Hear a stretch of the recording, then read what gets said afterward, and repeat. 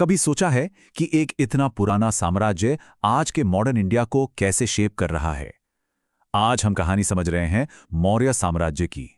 एक ऐसी पावर जिसने न सिर्फ इस सबकॉन्टिनेंट की नींव रखी बल्कि उसे हमेशा हमेशा के लिए बदल दिया।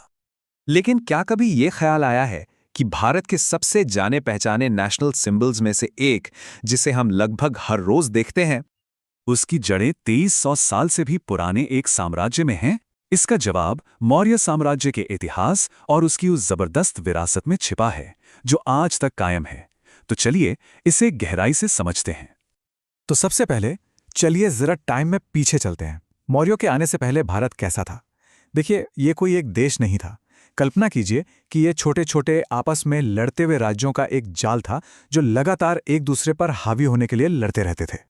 ये स्लाइड उस पूरे बदलाव को एकदम साफ दिखाती है। एक तरफ देखिए मौर्यों से पहले का भारत, जहां लगातार लड़ाइयां, झगड़े और पॉलिटिकल केओस था। और फिर आता है मौर्यों का solution, political stability, regional unity और एक मजबूत सेंट्रलाइज्ड सरकार। कितना बड़ा बदलाव था, है ना? जमीन आसमान का फर्क। तो मौर्यों ने ये किया कैसे? ये सिर्फ जंग जीतने की बात नहीं थी। उन्होंने सचमुच में एक देश को चलाने के लिए एक ब्लूप्रिंट बनाया। उन्होंने गवर्नेंस का एक ऐसा सिस्टम तैयार किया जो उस जमाने के हिसाब से बिल्कुल रेवोल्यूशनरी था। और यही है सबसे अहम बात, मौर्यों ने पहली बार इंडियन सबकॉन्टिनेंट के एक बहुत बड़े हिस्से को एक ही पॉलिटिकल और एडमिनिस्ट्रेटिव छतरी के नीचे लाकर खड़ा कर दिया। ये उस समय के लिए एक बहुत बड़ी, मतलब बहुत ही बड़ी अचीवमेंट थी। और उनका सिस्टम एक वेल ऑयल्ड मशीन की तरह काम करता था। सबसे ऊपर सम्राट, जिन्हें सलाह देने के लिए एक बहुत ही काबिल मंत्री परिषद थी। फिर इस विशाल साम्राज्य को प्रांतों में बांटा गया था और हर प्रांत का अपना गवर्नर होता था। और जमीनी स्तर पर रज्जुक जैसे खास अफसर थे जो ये पक्का करते थे कि जमीन की नपाई से लेकर टैक्स कलेक्शन तक सब कुछ एकदम स्मूथली चले। चलिए इस मंत्री परिषद पर जरा और करीब से नजर डालते हैं। ये सिर्फ कुछ सलाहकारों का ग्रुप नहीं था। इसमें पुरोहित थे जो मुख्य आध्यात्मिक और राजनीतिक सलाहकार थे, महामंत्री जो एक तरह से प्राइम मिनिस्टर थे, सेनापति यानी आर्मी के हेड, और युवराज यानी सिंहासन के अगले वारिस। ये एक बहुत ही ऑर्गेनाइज्ड और एक्सपर्ट कैबिनेट थी, बिल्कुल आज की तरह। जाहिर है इतने बड़े साम्राज्य को चलाने के लिए पैसा तो चाहिए ही।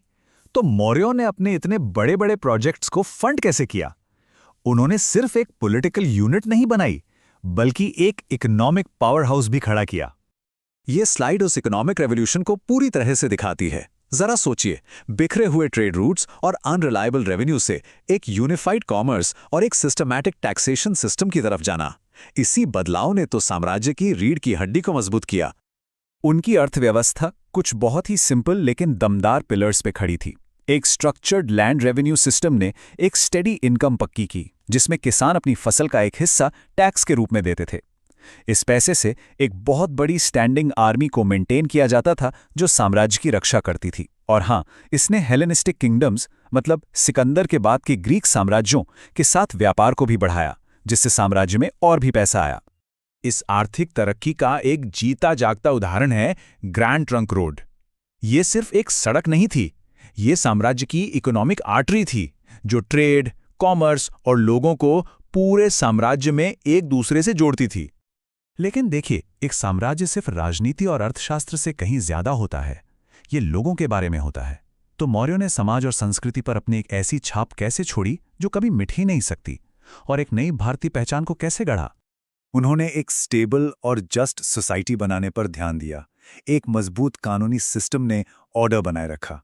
अशोक के समय में धार्मिक सहिष्णुता को बढ़ावा दिया गया, जिससे समाज में हार्मनी बनी। और तक्षशिला जैसे वर्ल्ड क्लास एजुकेशन सेंटर्स को सपोर्ट करके एक इंटेलेक्चुअली वाइब्रेंट कल्चर बनाया। और जब बात आती है आर्ट और आर्किटेक्चर की, तो मौर्यों ने कुछ ऐसा किया जो पहले किसी ने सोचा भी नहीं था। उनके बारे में कहा जाता है कि वे पत्थर में सोचने वाले पहले थे। इसका मतलब क्या है? इसका मतलब है कि उन्होंने पहली बार बड़े पैमाने पर पत्थर का इस्तेमाल करके टिकाऊ और शानदार स्ट्रक्चर्स बनाने शुरू किए। उनकी ये विरासत आज भी हमारे चारों तरफ है, सांची के शानदार स्तूप से लेके राजसी अशोक स्तंभों तक। अशोक के धम्म या नैतिक कानून के मैसेज ने बौद्ध धर्म को दूर दूर तक फैलाया, और उनके ट्रेड रूट्स ने सिर्फ सामान ही नहीं बल्कि आइडियाज भी पहुंचाए और भारतीय संस्कृति को बाकी दुनिया से जोड़ा।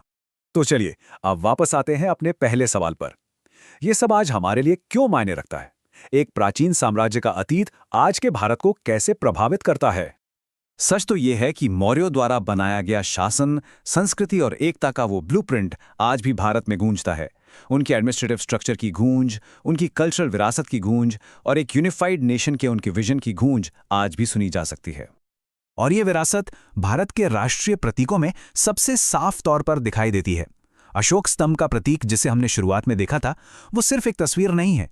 ये मौर्यों की एकता, शांति और न्यायपूर्ण शासन की उस स्थायी विरासत का एक पावरफुल सिंबल है। ये हमें एक बड़े सवाल पर लाके छोड़ देता है। हमारी आज की दुनिया की और कौन-कौन सी नींव हैं जो प्राचीन काल में रखी गई थीं? क्योंकि आखिर में इतिहास सिर्फ अतीत की कहानियों को पढ़ना नहीं है, ये आज को समझने और भविष्य को आकार देने का एक तरीका है।